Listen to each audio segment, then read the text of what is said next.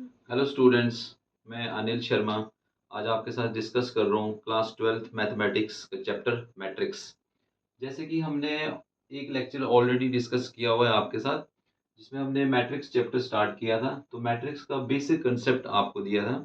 Matrix is a structure जिसमें हमारे पास जितनी भी रोज और कॉलम्स हैं वो जितने भी हमारे पास एंट्रीज है वो रोज और कॉलम की फॉर्म में है। तो सपोज करो ये एक मैट्रिक्स है जिसमें हमारे पास number of rows 2 and number of columns 2। तो जैसे कि हमने ऑलरेडी डिस्कस किया था, this is for row and this is for column, rows और कॉलम।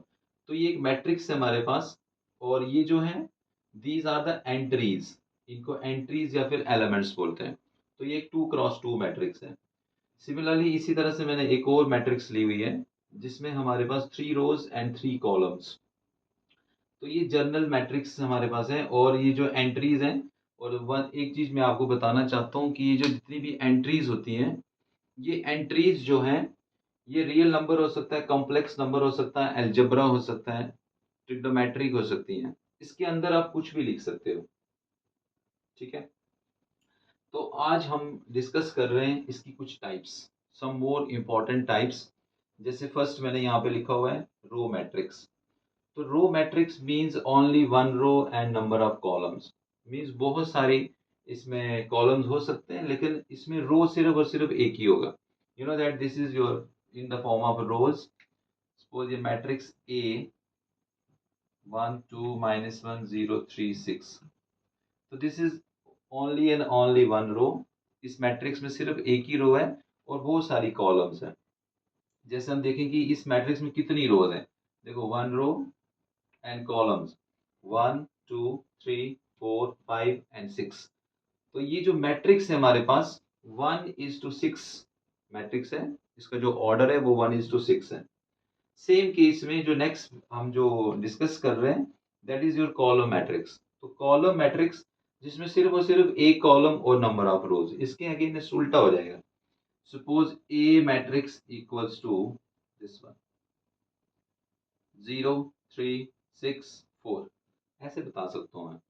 तो देखिए हमारे पास एक ही कॉलम है, बट यहाँ पे रोज बहुत सारे हैं। यहाँ पे 1 2 3 4, 4:1। जैसे कि ये ऑर्डर हमारे पास सिमेट्रिक फॉर्म में होना चाहिए, जिसमें ये रोज और ये कॉलम्स। नेक्स्ट हम बात करें very very important type, that is square matrix. Square matrix एक ऐसी मैट्रिक्स होती है जिसमें रोज इक्वल्स टू कॉलम्स। रोज और कॉलम्स हमेशा इक्वल होते हैं। ऐसी जैसी मैट्रिक्स को स्क्वायर मैट्रिक्स कहा जाता है। जैसे ये दो एग्जांपल्स हैं हमारे पास। देखिए, ये जो ऑर्डर हम देख रहे हैं, ये ऑर्डर है हमारे पास 2x2। और ये जो नेक्स्ट मैट्रिक्स है, ये कौन सा ऑर्डर है, 3x3। तो ये दोनों मैट्रिक्स हमारे पास जो है ये एग्जाम्पल है रो मैट्रिक्स की। या अगर हम कोई एग्जाम्पल देना चाहें तो 1 0 3 -1, ये एक मैट्रिक्स है 2x2 मैट्रिक्स, और ये कैसे मैट्रिक्स है, रो मैट्रिक्स। Okay students. इसी तरह से अगर हम बात करें इसकी टाइप्स, रो मैट्रिक्स की बहुत सारी टाइप्स हैं। स्क्वायर मैट्रिक्स की types. First type is diagonal matrix. तो देखिए डायगोनल मैट्रिक्स में फर्स्ट ऑफ ऑल हमें ये जानना बहुत जरूरी है कि डायगोनल मैट्रिक्स में first of all diagonal entries, what are diagonal entries. तो देखिए ये एक स्क्वायर मैट्रिक्स है हमारे पास। इस स्क्वायर मैट्रिक्स में जो डायगोनल एंट्रीज हैं, these are A11 and A22, mean जिसमें diagonal entries means I equals to J। जो I और J इक्वल होता है, ऐसी जैसी मैट्रिक्स में जो एंट्रीज होती हैं उनको हम डायगोनल एंट्रीज बोलते हैं। सेम केस में अगर मैं इस मैट्रिक्स में चेक करूं तो हमारे पास जो डायगोनल एंट्रीज है वो कौन कौन सी हैं, A11, A22 एंड A33। तो डियर स्टूडेंट्स, अब हम डिस्कस करेंगे डायगोनल मैट्रिक्स। डायगोनल मैट्रिक्स एक ऐसी मैट्रिक्स है जिसमें जितनी भी डायगोनल एंट्रीज हैं वो नॉन जीरो होती हैं। जैसे 2 4, ये डायगोनल एंट्रीज नॉन जीरो। और जो बाकी रिमेनिंग एंट्रीज हैं वो ऑलवेज 0। ये देखिए 2 4 हमारे पास डायगोनल एंट्रीज और ये नॉन डायगोनल एंट्रीज सभी 0। अगर मैं 3 3 की बात करूं, मैट्रिक्स बी 3 0 0 1 0 6 0 0 0 -5। तो ये एग्जांपल है हमारे पास डायगोनल मैट्रिक्स की, जिसमें हमारे पास जो एंट्रीज हैं ये नॉन जीरोज हैं, डायगोनल एंट्रीज, और बाकी सारी टर्म्स क्या हैं, 0। This is your diagonal matrix. इसी के साथ अगर मैं नेक्स्ट बात करूं, स्केलर मैट्रिक्स, तो देखो scalar matrix is like a diagonal matrix, जिसमें जितने भी डायगोनल एंट्रीज हैं वो नॉन जीरो होते हैं बट वैल्यू सेम, जैसे 3 एंड 3। तो देखो ये जो दोनों एलिमेंट्स हैं, ये जो दोनों एंट्रीज हैं वो बिल्कुल सेम है, नॉन जीरो है बट बिल्कुल सेम, बाकी एंट्री जीरोस। एक और एग्जांपल ले लूं, एग्जांपल सपोज -4 0 0 0 -4 0 0 0 -4। ये देखिए अगेन हमारे पास एक diagonal scalar entry, scalar matrix, जिसमें हमारे पास जितनी भी एंट्रीज है नॉन जीरो मैट्रिक्स या नॉन जीरो एंट्रीज हैं, ये सभी के सभी हमारे पास सेम है और बाकी जीरोस है। And third one is unit matrix, जो कि ये तीनों टाइप्स हमारे पास क्या है, स्केयर मैट्रिक्स की टाइप्स हैं, जिसमें रोज और कॉलम्स इक्वल। अगर हम बात करें diagonal matrix, square matrix, scalar matrix, unit matrix, इन सब में रोज और कॉलम्स इक्वल होती है, तभी ये इसकी स्केयर मैट्रिक्स की टाइप्स हैं। Unit matrix is also denoted by I, इसको आई से डिनोट किया जाता है। और इसमें हम क्या डिफरेंस देखते हैं, it is just like a scalar matrix and diagonal matrix, but जिसमें जो एंट्रीज होती हैं वो सिर्फ और सिर्फ नॉन डायगोनल जो है वो 0 है, और जो डायगोनल मैट्रिक्स, डायगोनल एंट्रीज हैं वो सिर्फ और सिर्फ 1 होती है, 1 के अलावा कुछ नहीं होता है।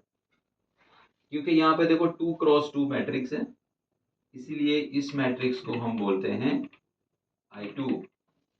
It is identity matrix, unit matrix, या फिर इसका दूसरा नाम भी है बच्चों आइडेंटिटी मैट्रिक्स, आइडेंटिटी मैट्रिक्स। ठीक है, ये 2 क्रॉस 2 की बात कर रहे हैं। अगर हम बात करें 3 क्रॉस 3 में, I3 that is equals to 1 0 0 1 0 0 0 1 0 and 0 0 1। तो यहाँ पे हम देख रहे हैं कि हमारे पास 3 क्रॉस 3 मैट्रिक्स, जिसमें रोज हमारे पास 3 है और कॉलम्स हमारे पास 3 कॉलम्स हैं, लेकिन जो नॉन डायगोनल एंट्रीज है वो 0, और जो डायगोनल एंट्रीज है उसमें सिर्फ और सिर्फ 1 है यहाँ पे। ठीक है, तो स्टूडेंट देखो नेक्स्ट टाइप है हमारे पास, जो बहुत ही इंपॉर्टेंट टाइप है, दैट इज इक्वल मैट्रिसेस। अब हम एक से ज्यादा मैट्रिक्स की बात कर रहे हैं। जब हमारे पास एक से ज्यादा मैट्रिक्स होंगी, तो जैसे मैं ये बात कर रहा हूँ equal matrices, to matrices A and B are equal if they have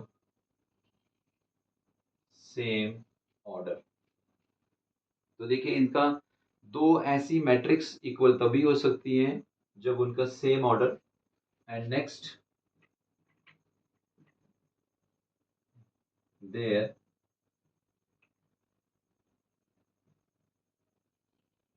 corresponding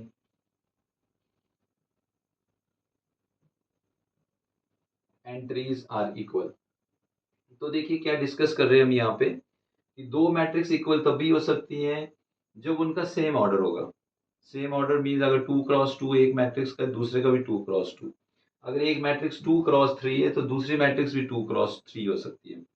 एक one thing, second most important, कि उनकी जो कॉरेस्पॉन्डिंग एंट्रीज है वो सेम होनी चाहिए। तो चलिए हम एग्जांपल लेके चलेंगे। Suppose A equals to -1 0 1 2, matrix B -1 0 1 and 2। देखिए सबसे पहले इसका ऑर्डर चेक कर रहे हैं हम। इसका ऑर्डर है 2 क्रॉस 2 और इस मैट्रिक्स का भी ऑर्डर है 2 क्रॉस 2। तो ये मैट्रिक्स फर्स्ट ऑफ ऑल इनका ऑर्डर सॉरी, इनका ऑर्डर हमारे पास बिल्कुल सेम है।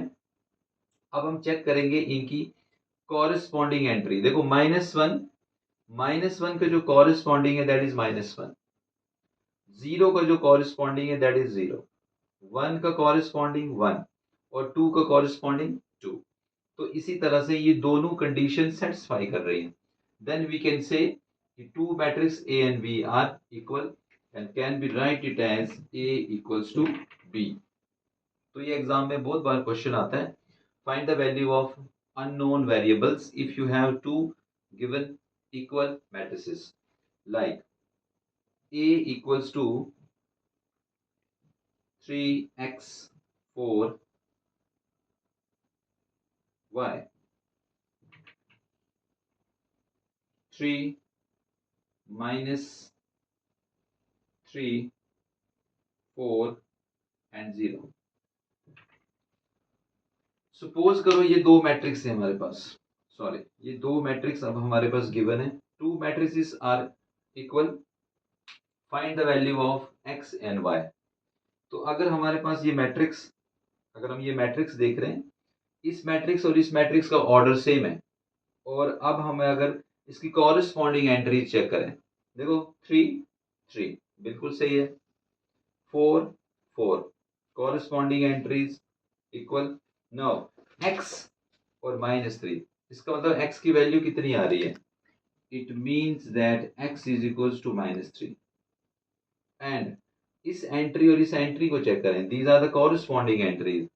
तो y की जो वैल्यू आएगी वो किसके बराबर आएगी, that is 0, y equals to 0। इसी तरह से एक और कंडीशन अगर मैं आपको बताऊं students, two matrix 3x -1 z equals to 0 4 -1 and 5। अब हमें यहाँ पे चेक करना है क्या यहाँ पे पॉसिबल है to find the value of x and z।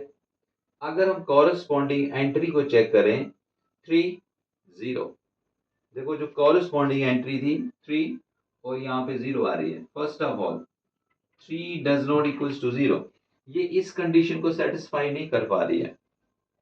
बाकी देखो x इज इक्वल्स टू 4, ठीक है, दैट इज इक्वल टू 5 हम लिख सकते हैं, -1 बट जो ये दो प्रॉपर्टीज हैं इक्वल मैट्रिक्स की वो यहाँ पे सेटिस्फाई नहीं हो रही हैं। इसीलिए हम यहाँ पे कह सकते हैं not possible to find the value of x and y।